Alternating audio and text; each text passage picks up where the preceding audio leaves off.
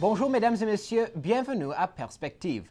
Aujourd'hui au Vatican, le pape François a repris ses audiences générales avec un appel pour la paix en série, avant la journée mondiale de prière et de jeûne que le pape a annoncé pour ce samedi 7 septembre. Il a également parlé de son expérience des JMJ à Rio et 3 éléments qui ont marqué ces événements inoubliables: l'accueil, la fête et la mission. Voici le résumé de la catéchèse pour les pèlerins francophones. Chers frères et sœurs, en reprenant les catéchèses, je voudrais parler aujourd'hui de mon voyage au Brésil à l'occasion des Journées mondiales de la jeunesse. Une des plus belles particularités de ces journées a été l'accueil des familles et des paroisses.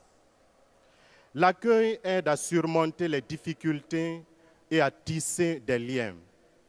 Ainsi, l'Église grandit comme un réseau d'amitié en Jésus-Christ.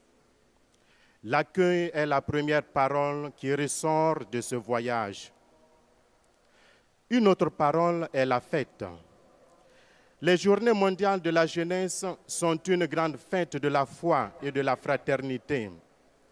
Mais cela n'est possible qu'avec le Seigneur, car sans l'amour de Dieu, il n'y a pas de véritable fête pour l'homme. La mission est le troisième élément qui a caractérisé ces journées. Aux yeux de Dieu, tout jeune est un apôtre de son royaume. Si tous les jeunes qui ont rencontré le Christ ressuscité à Rio de Janeiro lui restent unis, ils construiront son royaume. Ils construiront la fraternité. Accueil, fête et mission. Que ces paroles soient l'âme de notre vie et de la vie de nos communautés. À la fin de son audience, le pape François a rappelé aux fidèles la vigile de la prière qui aura lieu place Saint-Pierre à 19h ce samedi. Chaque diocèse au monde est invité à participer à cette journée pour la paix. Visitez le site de votre diocèse ou contactez votre paroisse pour savoir ce qui se passe près de chez vous.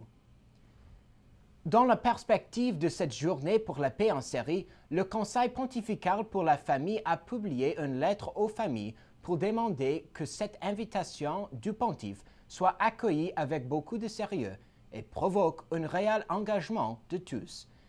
Les images qui ont fait le tour du monde et les nouvelles tragiques qui nous parviennent, interpellant notre cœur, notre intelligence et notre foi, a écrit Monseigneur Vincenzo Paglia, président du Dicaster pour la famille. C'est pour cela que je vous invite, dit-il, à accueillir cette proposition du pape à vivre depuis chez vous dans le jeûne et de la prière. Il invitait alors les parents au sein des familles à ne pas avoir peur de proposer à leurs enfants un repas simple et sobre, l'occasion de leur expliquer ce que se passe à travers le monde et pourquoi tous ces événements tragiques ne peuvent pas nous laisser indifférents. Et demain, le corps diplomatique participera à une rencontre organisée au Vatican afin d'être informé sur l'action du pape et l'engagement du Vatican dans le cadre de la crise syrienne.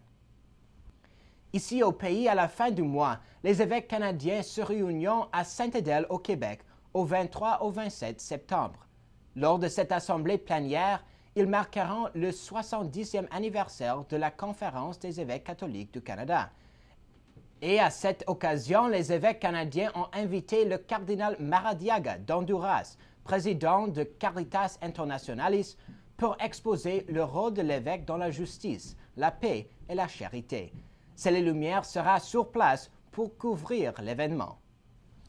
Également au pays, un nouveau directeur général de communication et société vient d'être nommé. Il s'agit de Monseigneur Pierre Murray, prêtre de l'archidiocèse de Montréal depuis plus de 20 ans. Jusqu'à maintenant, son ministère a été principalement en paroisse.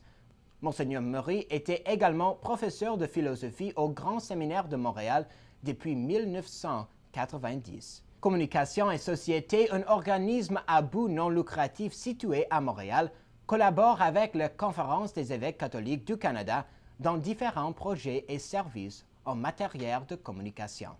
Et c'est tout pour aujourd'hui. Merci de nous avoir suivis et à la prochaine.